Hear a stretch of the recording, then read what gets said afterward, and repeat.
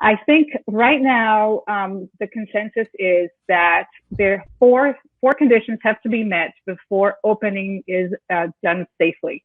And one of the conditions is that the number of new cases has to be down for not just for 1 day or 2 days, but for a period of 2 weeks. The second condition that has to be met in order to safely reopen businesses is that there is enough and an adequate massive testing campaign going on of people who are either symptomatic or are contacts of symptomatic people.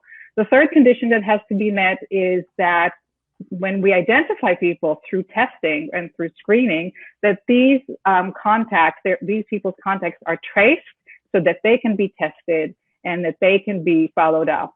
And the fourth condition that has to be made before we can safely open is that to make sure that healthcare facilities in the area where you live, in the state or the city, have the capacity to accept more individuals and new cases.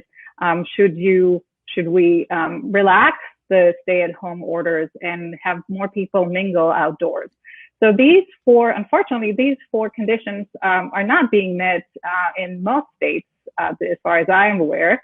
And especially the issue of testing has been a very, very, very controversial in terms of how many tests is considered adequate to be able to control an outbreak when it occurs. Right now, some of the scientists and public health experts say around 1 million tests a day have to be carried out to be able to satisfy that one of those conditions. And I think the reality is at the moment, while we are seeing an increased number of tests being done around the country, I think right now we're at about 250,000 a day in the US, and that's not enough. I think people are talking about 1 million or more tests a day to be able to adequately trace all of the people, identify all the people who are sick, and then trace their contacts.